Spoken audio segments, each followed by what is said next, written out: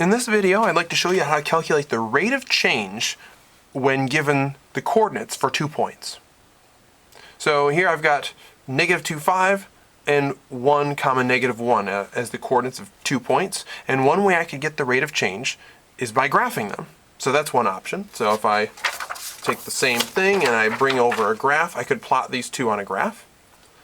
And I can see that in these ordered pairs, the first number is an x and the second number is a y. The first number is an x, the second number is a y.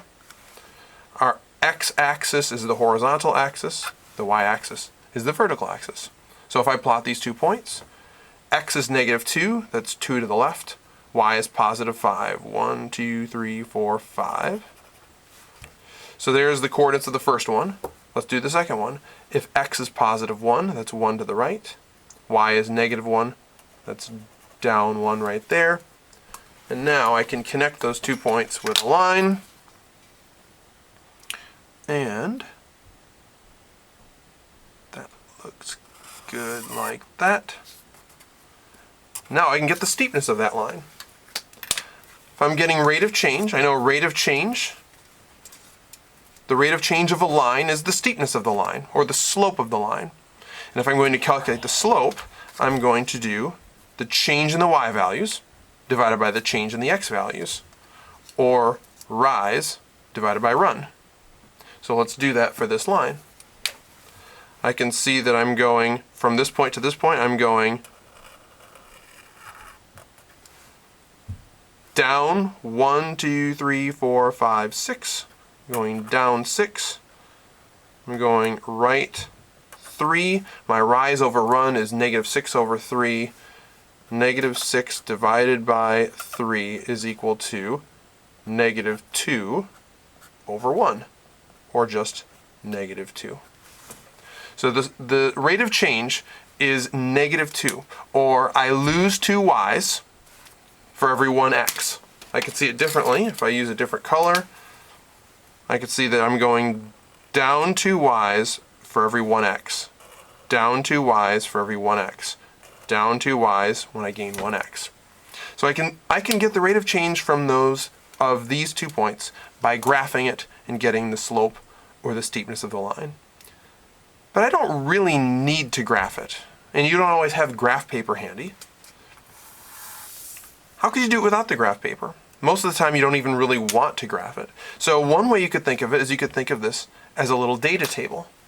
I've got x's and y's. So if I make a little data table of x's and y's, I've got -2 and 5. And for this one, when x is a +1, y is -1. And remember what I did for my rate of change. Rate of change, remember, is the change in y divided by the change in x. So let's figure out what the change in y and the change in x are. When I'm going from 5 to -1, that's a decrease of 6. How about the change in x? I'm going from -2 up to +1, which is an increase of 3. So my change in y divided by the change in x, that's -6. My change in x was +3, and I end up with the same answer. -6 divided by 3 is -2 over 1, or just -2. So you can just think of it like this if you want. You can make these into a little data table, and you really don't even need to make the data table. One way I like to do it is I like to say, well, there's my change in y. From 5 to -1 is decreasing by 6. And from -2 to +1 is increasing by 3. So sometimes I'll just do it that way, and -6 divided by 3 is -2. So lots of different ways that you could get the rate of change when you're given the coordinates of 2 points. You can either graph it, put 2 points on a line, on a graph, get the rise divided by the run. You could turn it into a little data table, do the change in y divided by the change in x, or just look at the numbers, think about which ones are the y's and which ones are the x's. So I hope that's helpful. Good luck.